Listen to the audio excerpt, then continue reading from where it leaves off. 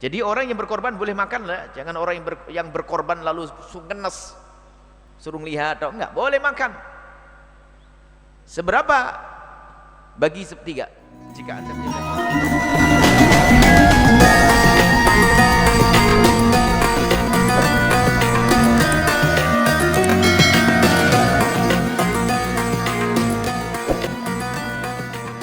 Assalamualaikum warahmatullahi wabarakatuh. Assalamualaikum. Kami punya orang tua dan sampai meninggal belum pernah berkurban. Kemudian kami selaku putra-putrinya bermusyawarah mengenai kurban untuk orang tua kami. Yang ingin kami tanyakan adalah apakah berkurban untuk orang yang sudah meninggal itu boleh?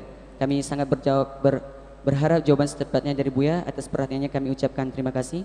Wassalamualaikum warahmatullahi wabarakatuh. Waalaikumsalam warahmatullahi wabarakatuh. Mumpung ingat menjelang korban ada yang tanya korban. Sudah jangan mikir yang meninggal, yang hidup dulu sekarang. Yang hidup dulu berkorban adalah sunnah setiap tahun, bukan sunnah seumur hidup sekali. Sudah beli korban belum? Masih ada di pasar, kambingnya banyak tuh, segera beli. Setiap orang satu korban. Kalau enggak sekeluarga, paling enggak satu keluarga harus ada yang korban satu deh, agar marak korban. Dan pahala korban tidak sama dengan pahala sedekah satu kambing. Misalnya hari ini kita sedekah satu kambing dapat pahala besar, tapi kalau sudah jadi korban pahalanya sangat besar dan sangat besar, nggak bisa dibanding. Berkorban satu kambing untuk satu orang, satu sapi untuk 7 orang. Jika sebuah keluarga isinya 8, ya 8 kambing. Kalau nggak punyanya satu, nyembelih satu.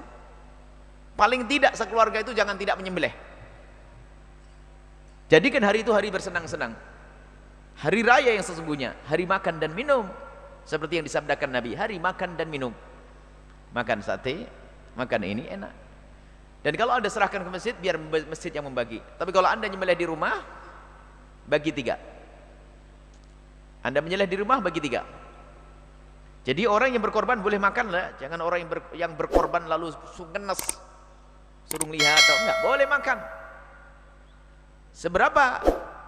Bagi sepertiga jika Anda menyembelih korban di rumah. Kalau seandainya budaya korban itu betul diamalkan, jadi setiap rumah menyembelih korban, apakah 1 atau 2 atau 8 terserah.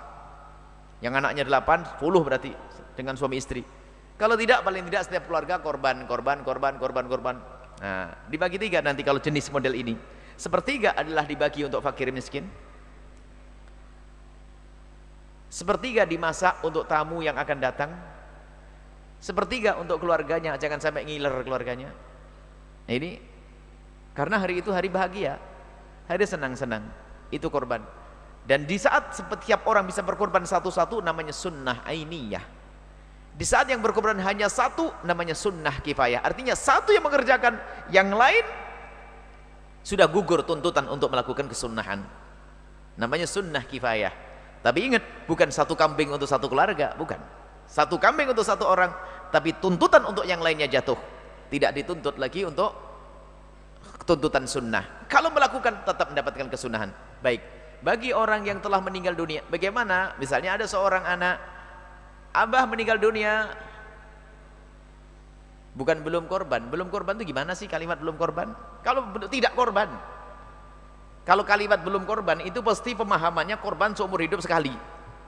Kalau pertanyaan belum korban, loh memangnya kalau belum ini pasti karena punya keyakinan korban dipikir seumur hidup sekali, makanya kalimatnya belum korban. Yang ada adalah tidak korban. Contoh, korban itu dengan puasa Arafah itu sama. Setiap datang bulan haji sunnah puasa Arafah, setiap bulan haji sunnah korban. Coba tahun yang lalu kalau Anda tidak puasa Arafah, ngomongnya gimana? Saya belum puasa Arafah atau saya tidak puasa Arafah? Saya tidak puasa Arafah, selesai. Baru nanti Arafah yang akan datang saya akan puasa, selesai. Yang lalu berlalu, selesai. Nggak ada pertanyaan belum di sini. Berarti tahun yang lalu gimana? Saya tidak korban, kok belum korban? Belum korban, besok yang akan datang nih saya mau korban. Nah, ini dari pertanyaan biasanya dari pemahaman dipikir korban seumur hidup sekali. Makanya gara-gara pemahaman korban seumur hidup sekali, di kampung kita yang korban hanya 20 orang. Kemudian setiap keluarga dapat 4 on. Sesuai dengan cara makan kita, pakai soto dikasih cuil-cuil sedikit.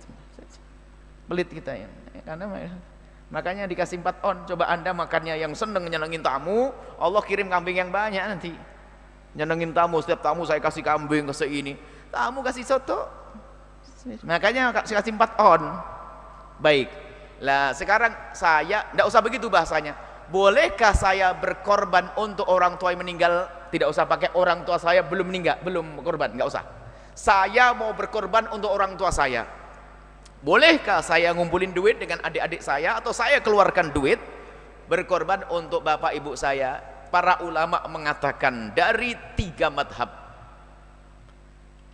Madhab Imam Abu Hanifah, madhab Imam Malik, madhab Imam Ahmad mutlak. Mereka mengatakan boleh biarpun tidak berwasiat.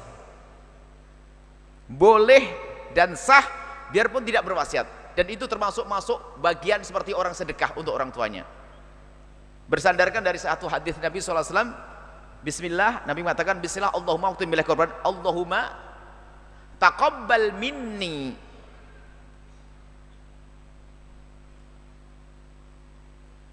Allahumma taqabbal hadha min Muhammadin wa alihi wa min ummati wa ali wa hadha taqabbal minni, dalam riwayat ya, atau kama qala Rasulullah SAW, Allahumma bismillah Allahumma taqabbal min Muhammadin wa alihi wa min ummatihi. Ya Allah terimalah, atau kama qala Rasulullah SAW, doanya, ya Allah terimalah ini korban dari Muhammad, dari Nabi Muhammad dan keluarganya dan umatnya semuanya. Jadi kita pernah dikorbanin oleh Nabi Muhammad SAW. Lah umatnya itu adalah yang sudah meninggal, ada yang masih hidup, ada yang belum lahir. Maka dari pemahaman inilah maka para ulama mengatakan Nabi saja berkorban untuk umatnya, dan umatnya ada yang sudah meninggal, ada yang masih hidup waktu itu, ada yang belum lahir. Maka boleh-boleh saja. Kecuali menurut mazhab Imam Syafi'i ada khilaf di dalam mazhab Imam Syafi'i. Kalau Imam Nawawi misalnya, Imam Nawawi mengatakan sah biarpun tidak berwasiat. Kalau Imam Rafi'i sama Imam Baghawi mengatakan jadi mengatakan kalau berwasiat. Sehingga kalau kita di Fathul Qorib itu mengatakan illam yusi, bagaimana kalau tidak berwasiat? Kalau tidak berwasiat. Kalau berwasiat jelas sepakat, nggak ada masalah. Kalau tidak berwasiat, jumhur ulama mengatakan boleh. Baik kita ikut Imam Nawawi saja. Kalau anda ingin berkorban untuk orang tua anda, hukumnya adalah boleh dan sah, dan mendapatkan kemuliaan. Anda dapat pahalanya double, pahala korban untuk orang tua, pahala korban untuk anda, pahala silaturahmi kepada orang tua dan berbakti kepada orang tua. Lakukan itu semuanya dan tidak usah khawatir. Ulama mengatakan itu adalah hal boleh. Ini adalah hal yang diperkenankan. Semoga Allah memudahkan kita untuk berbakti pada orang tua kita.